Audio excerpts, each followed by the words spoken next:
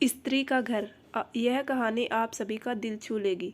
तुम्हें कितनी बार बताया है, मेरे तैयार होने से पहले मेरा नाश्ता तैयार हो जाना चाहिए। शादी के 25 सालों बाद भी मुझे क्यों बार बार एक ही बात बतानी पड़ती है। लता, तुम्हें क्या है? तुम तो आराम से घर पर रहोगी, मुझे काम पर जाना पड़ता है। तुम हो कि हमेशा बेवकूफ़ों जैसी हरकत करती हो। अगर तुम यह जानबूझकर करती हो तो याद रखना, मुझसे बुरा कोई नहीं होगा। आज भी प्रशांत का पारा चढ़ा हुआ था। इन कटु शब्दों में अपना गुस्सा उतारते हुए, गीला तौलिया कुर्सी पर फेंकते हुए प्रशांत गुस्से से लता की तरफ देखने लगा। लता के लिए प्रशांत का यह बेवजह का गुस्सा कोई नई बात नहीं थी। वह महीने में 3-4 बार ऐसे ही लता पर बरस पड़ता था। पहले पहले लता उसका विरोध किया करती थी, लेकिन जब कई सालों तक प्रशांत में कोई बदलाव नहीं देखा तो लता ने खुद को ही बदल दिया। अब प्रशांत के कुछ भी कहने से लता को कोई फर्क नहीं पड़ता था। प्रशांत की हर बात को चुपचाप सिर नीचे झुकाए सुन लेती थी। शादी के पहले 5 साल तक लता ने पूरी कोशिश की थी कि प्रशांत को बदला जाए, लेकिन फालतू का गुस्सा करना और बाद में लता को भला बुरा कहना, यह मानो जैसे उसकी आदत बन गई थी। कोई भी वाद विवाद होता तो प्रशांत सीधा लता को बोल देता, अगर मैं तुम्हें अच्छा नहीं लगता तो क्यों नहीं चली जाती अपने मायके, क्यों रहती हो मेरे साथ। इतना सब कुछ होने के बावजूद लता प्रशांत के साथ रहती थी, क्योंकि उसे अपनी बेटी की फिक्र थी। और वह जाती भी तो कहाँ। अपने बूढ़े हो चुके माँ बाप को इस उम्र में परेशान करना वह नहीं चाहती थी। समाज और लोग क्या कहेंगे, यह भी तो उसे ही देखना था। वह इतनी पढ़ी लिखी भी तो नहीं थी कि खुद जाकर कोई नौकरी कर सके और अपना और अपनी बेटी का पालन पोषण कर सके। लता को अब अपनी फिक्र नहीं थी। उसको फिक्र थी तो बस अपनी शादी लायक हो रही बेटी की। लता नहीं चाहती थी कि पति पत्नी के झगड़े की वजह से काव्या डिस्टर्ब हो। काव्या की पढ़ाई पूरी हो चुकी थी। उसके लिए अब शादी के रिश्ते आने लगे थे। कई रिश्तों को काव्या ठुकरा चुकी थी। 2-3 महीने बाद एक अच्छा रिश्ता आया। रिश्तेदारों और पहचान के लोगों ने भी लड़के के बहुत गुणगान किए थे। प्रशांत एक शाम अपनी बेटी के पास बैठकर उसे बताने लगा, काव्या, बहुत अच्छा लड़का है, पढ़ा लिखा है, बड़ा घर है, बहुत अच्छी नौकरी है। ऐसे रिश्ते बार बार नहीं आते बेटा, इस बार मना मत करना। काव्या अपने पिता से ज़्यादा बात नहीं करती थी। शायद डरती थी या नफरत करती थी, लेकिन आज वो अपनी पूरी हिम्मत इकट्ठा करके बोली, मुझे अभी शादी नहीं करनी है पापा, मैं नौकरी करना चाहती हूँ, खुद अपने पैरों पर खड़ा होना चाहती हूँ। हाँ तो उसमें क्या बड़ी बात है। मैंने लड़के से बात की है, वह तुम्हें किसी बात के लिए नहीं रोकेगा। तुम शादी के बाद भी नौकरी कर सकती हो, वह तुम्हें नौकरी के लिए परमिशन दे देगा। प्रशांत बोला, मेरी नौकरी करना या ना करना उसकी परमिशन पर क्यों डिपेंड रहेगा पापा? काव्या ने पूछा। मैं कह रहा हूँ ना, तुम्हें किसी भी चीज़ की कमी नहीं होगी वहाँ। ऐसे रिश्ते बार बार नहीं आते, इसे ठुकरा मत, बहुत खुश रहोगी तुम वहाँ। प्रशांत बोला,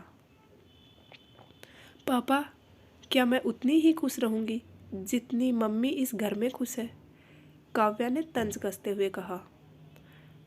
आज तुम्हारी जुबान कुछ ज़्यादा नहीं चल रही? प्रशांत गुस्से से आंखें बड़ी करते हुए बोला, पापा, मुझे शादी ही नहीं करनी है, क्योंकि शादी के बाद अगर वह लड़का आपके जैसा निकला तो मैं क्या करूँगी? मुझे आपके जैसा जीवन साथी नहीं चाहिए, जो बिना बात के मुझ पर हमेशा चिल्लाए। मुझे कुछ भी अपनी पसंद का लेना हो तो 10 बार सोचना पड़े, कहीं वह नाराज़ ना हो जाए। मेरी तबीयत कैसी भी हो उसे परवाह ना हो। रोटी थोड़ी सी मोटी बन जाए तो घर सर पर उठा ले, उसकी चेक बुक ना मिले तो भी मेरा ही दोस्त निकाले, और हर छोटी मोटी बात पर मुझे मायके जाने के लिए कहे। काव्या ने अपना दिल खाली करते हुए पापा से सब कह दिया। प्रशांत का गुस्सा सातवें आसमान पर था, लेकिन उसके मुंह से एक भी शब्द नहीं फूट रहा था। वो काव्या की बातें सुन रहा था। काव्या उतना ही बोलकर चुप नहीं हुई। आज पहली बार वह अपने पापा के सामने इतना कुछ बोल रही थी। पापा, आपने माँ के साथ हमेशा गलत व्यवहार किया है। आप अपने ऑफिस का गुस्सा बिना सोचे समझे माँ पर उतार देते हैं। कभी इस बात की परवाह भी नहीं करते कि उन्हें कैसा लगता होगा। आपकी बातें सुन सुनकर माँ ने अपना स्वाभिमान खो दिया। प्रशांत आज पहली बार अपने किए बर्तावों को महसूस कर पा रहा था। वो इतना ही बोल पाया, जो तुम्हारा मन है वो करो। मैं तो इतना बुरा हूँ ना? काव्या ने प्रशांत का हाथ पकड़ा और बोली, पापा, मुझे सिर्फ एक सवाल का जवाब दे दो। क्या आप चाहेंगे कि मेरा पति आपके जैसा हो? अगर आपका जवाब हाँ है तो कर दीजिए मेरा रिश्ता आज ही, और ना है तो मुझे आत्मनिर्भर बनने दीजिए।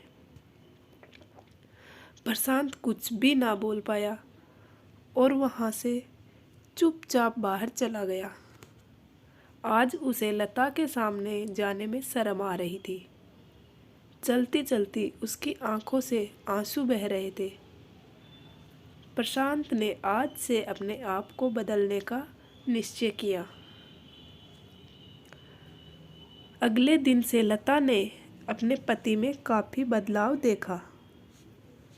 वह सोचने लगी कि जो हिम्मत काव्या ने दिखाई है, वह हिम्मत अगर मैं पहले ही दिखा देती तो काव्या पढ़ लिख कर अच्छी नौकरी करने लगी थी, और 3 साल बाद उसके लिए एक अच्छा रिश्ता आया।